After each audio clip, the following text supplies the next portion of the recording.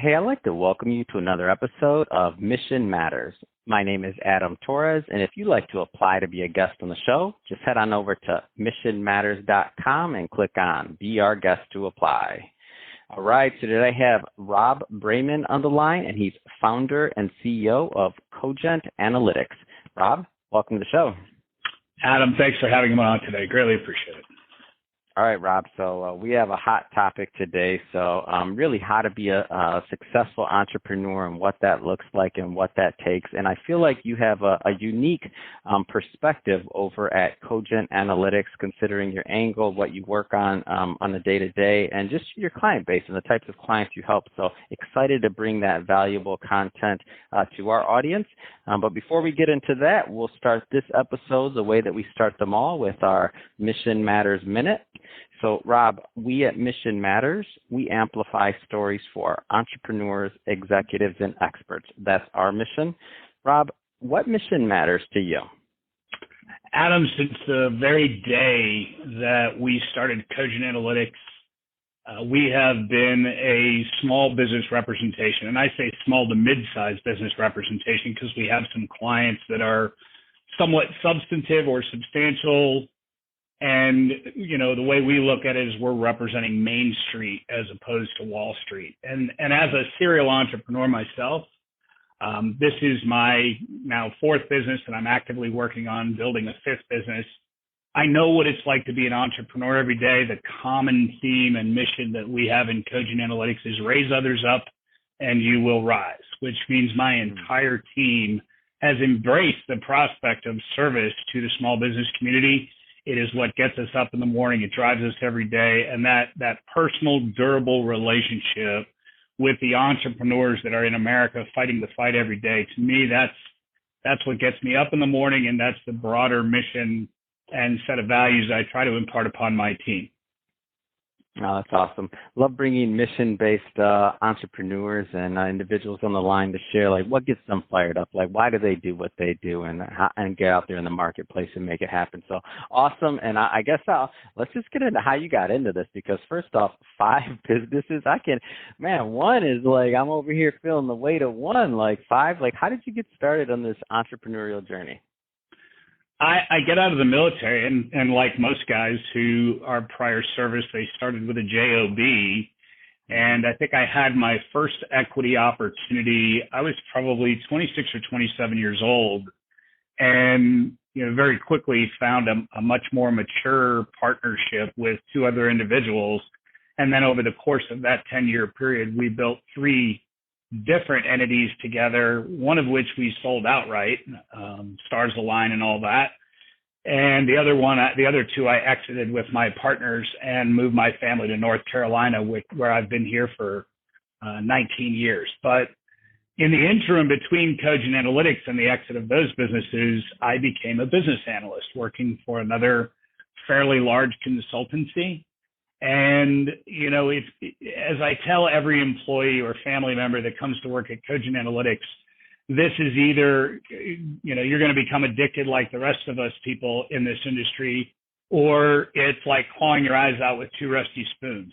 This is not representing the American small business is as much about family and partnerships and people and employees and their mission, which I think is so critical about the first question you asked.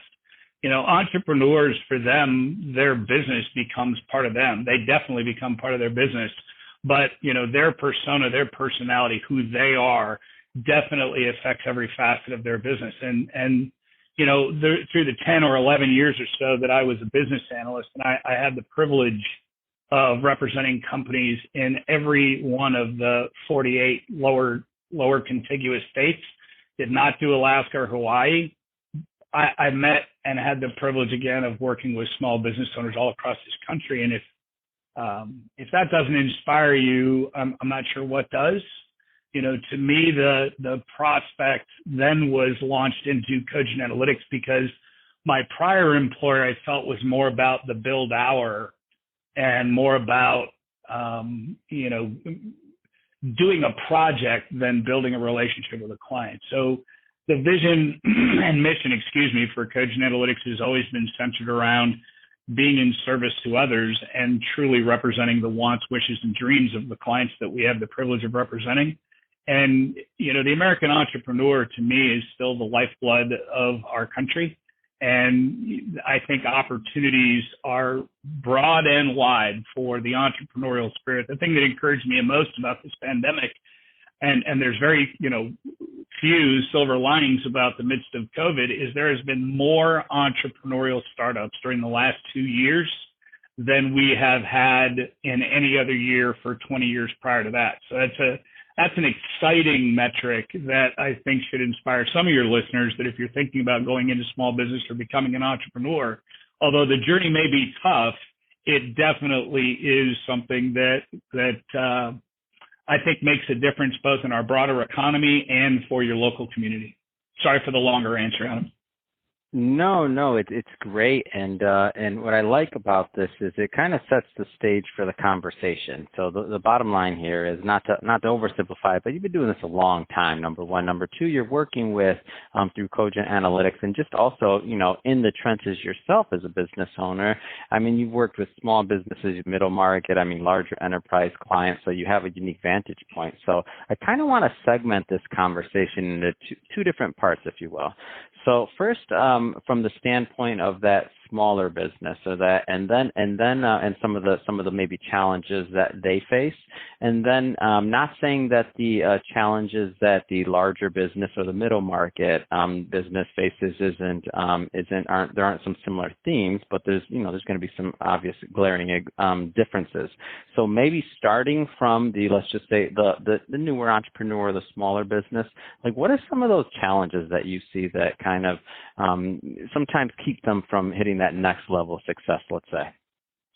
The small business owner is traditionally made up of somebody with high value, high character, high drive, and a desire to build something under their own vision. And I think those are the ingredients to make the first step towards entrepreneurship. Now, what you're really asking me, Adam, is what are the behaviors that small business owners exhibit, and why do we have 8 out of 10 businesses fail in the first 5 years? And through 20 years of working with small business owners, some of the common themes that I see is, lack of real market planning, competitive planning, strategic planning around the business, how many human resources you're going to need to execute, what type of production or distribution resources that you're going to need, all of the core elements of planning. Most often for that young entrepreneur or that first-time entrepreneur, it's more about the mission and the vision and the value of why you want to start your own business than the mechanics of business itself. And what we typically tell clients is that, although you have amazing skill set and you have the right values to be an entrepreneur, there is a science called business, and it's the business of the business. And that gets into the profit platform. And whether you're a starting entrepreneur or a much more mature organization, we've defined it based on 4 pillars. And that's the business development engine, human resources or human resource organizational engineering, process engineering or operational management, and then measurement in all its forms, operational KPIs and financial metrics. So those are the really distilled down 4 pillars of business that we believe both drive profit and cash flow within a business. And not one pillar can stand on its own. And to answer more specifically your question, a lot of small business owners won't start with the plan, hence they are normally undercapitalized, which is probably the number one killer for small business. But then more importantly, what you'll see is a small business owner tends to gravitate to either an operational slant towards their business or a business development slant to their business without really covering all 4 pillars. So you'll see them really accentuate the effort towards driving revenue or business development, and yet the cost side of the business or the people side of the business or the measurement side of the business is dramatically impacted because maybe that person's skill set is not really rounded out in each of the other 3 pillars. So just to give you an anecdotal. Yeah, and it makes sense too, right? Because especially let's just assume, like, or let's just say that some, a lot of businesses are bootstrapped, right? So in the beginning of the business, it's all about like, hey, we got to we need clients, we got to get, clients are the lifeblood, we got to keep the doors open, we have to make some money, and then there comes this. I'm not going to call it an inflection point because it's not like one moment, unless you happen to hit one product, it's a journey, and then all of a sudden, yeah. So like, but normally it's going to be something like that at a certain point, like it's almost like a trigger needs to go off or something mentally into like, how decisions are made to make sure that all four of those pillars are being addressed, as you mentioned. And then also, really just to make sure that if you don't have a skill set, you're either skill setting up or you're also just deciding like how the plan's going to look forward if you don't care to fill in that particular gap, because other people can do that for you, and that's having a team, and hence resources, and hence how this thing or the business stays afloat. So I think that's great groundwork. And so now let's just say that we have a business that's maybe a little bit more mature, and I don't mean just revenue, I just mean in general. Let's just say a little bit more mature. Maybe it's bigger, maybe whatever, however we want to play the anecdote out. But and now they find that maybe they're listening to this, or they've read some other book, or they understand now, hey, I'm missing some things in these pillars, and it's time to really address these. Like, not saying that there's one size fits all or one magic answer, nothing like that. But how does a business owner typically start reframing their mindset around filling in those gaps, let's just say, in their organization, like in your experience? Yeah, this is a fantastic question, actually. As a business evolves, and I truly treat it like an evolution, you're 100% correct. It's not truly an inflection point. Although you wake up one day, and if you're lucky, you wake up one day and you're like, oh my gosh, we're making money. This is amazing. I can pay my bills. Right. This is great. Go ahead. 100% correct. Oh, this is awesome. So, yeah, and it's funny. Most of our clients, big and small, you start out wearing the hats, and then over time you evolve your organization and you build, through trust and credibility, members around you. But you still where all these people come from? That's right. You still get into that foundational problem where, you start to give a hat away to somebody, but there aren't the appropriate structures in place to truly control the output from this person. You trust this person, this is a good person, this person is doing good work, but the efficiency of that person and how they execute their job, because usually what one person does dramatically affects other people on the team. And, we run into miscommunication, lack of guidance, lack of metrics of performance, disjointed agreement on what the plan is, because usually the entrepreneur has most of the plan in their head and very little committed to any kind of tactical execution of a strategy that they have. So, and I don't want to offend the other entrepreneurs out there, but I am one. I used to be the seat of the pants guy. If I go back to the early days of building businesses, and I've seen that client over and over again over the last 20 years, and usually I can recognize the behaviors. So when you think of the Profit Platform and you really begin to break down, and we tried to oversimplify it into the four critical pillars. You can imagine that each one of those pillars has 30 or 40 different areas that an entrepreneur could investigate to make sure they're on track and they're accomplishing what they want to accomplish. Business development, org, ops, and measurement. There's no one standalone thing. Again, you cut one leg off the stool and the stool falls over. The best way for an entrepreneur to start addressing, do I have gaps in my business? And I think that's likely the number one question that clients come to us with, right? My business isn't performing to profit standards. I think I should make 10% and I'm really making 5%. And I know that I have some weaknesses in my business and they want us to go through a discovery process. But I always encourage the small business owner to go through that discovery process of their own accord, because there's a bunch of things that you can do internally in each one of those pillars. And if there's somebody listening that wanted a crib sheet or a cheat sheet, we populate most of that information and questions that you can use internal to your organization to help start identifying gaps, because gap identification is the most important behavior before you actually get to the point of fixing the problem. Those gaps, I think, is a monthly, quarterly, and annual behavior. And that's where you're really doing a checkup from the neck up with your team. That's the opportunity for everybody to have a voice within the organization and bring and tie people into a group of behaviors that make you more successful as a company. And if you give me a little latitude, Adam, I want to touch on the implications of that profit deficit. Most small business owners go into business, they bootstrap the company, as you well said, and then they start to take on a little debt. Maybe I need a piece of equipment. Maybe I need to buy a truck. Maybe I need to hire some additional people. Well, when you start to augment, your debt side of the balance sheet, you've got to be able to make enough profit to pay your taxes, service your debt, pay for growth, and then any additional capital expenditures that you would have to make if you're trying to avoid debt, because then and only then can a small business owner actually take a distribution, which is the ROI for the entrepreneur. Other than your core wage, an entrepreneur makes no additional wage for themselves until the first four things are paid for.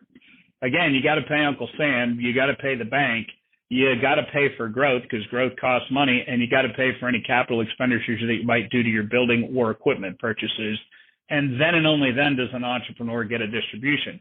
What I most often see is business owners working for a paycheck instead of this wealth creation vehicle called their business.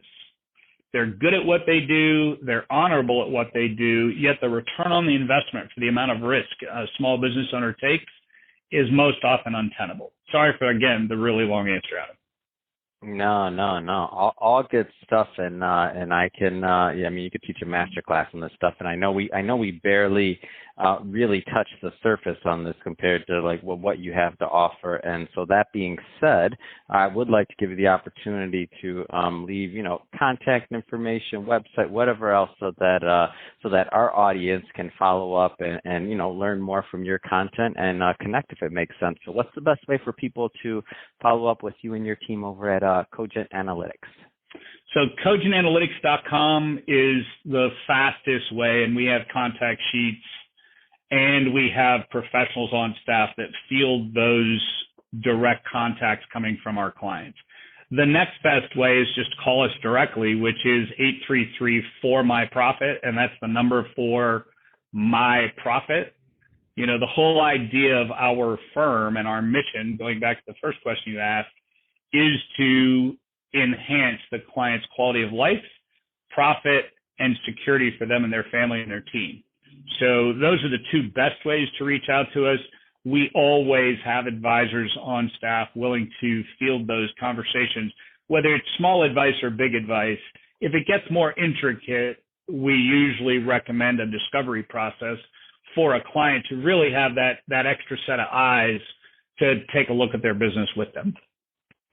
Fantastic. Well, Rob, really, it's been a pleasure having you on the show. I learned a lot and got to go down memory lane of my entrepreneurial journey, and as we all are going through this journey, so I learned a lot. I'm sure my audience did as well. There's some people out there right now listening, and they're like, "Oh man, you just described me," or "Oh man, I'm missing a pillar." If you're listening, go check out Cogent Analytics for sure. And we'll put the website and all that good stuff in the show notes. And also, if this is your first time listening to Mission Matters, we're a platform that's all about bringing on entrepreneurs, executives, really just people that have something to share with the world, that they're mission driven, they're out there trying to make a difference in the marketplace, and really being of benefit to their clients. If that type of content interests you, we definitely encourage you to hit the subscribe button, because we have many more mission-based individuals coming on the line, and we don't want you to miss a thing. And Rob, it really has been a pleasure. Thanks again for coming on the show. Raise others up and you will rise, Adam.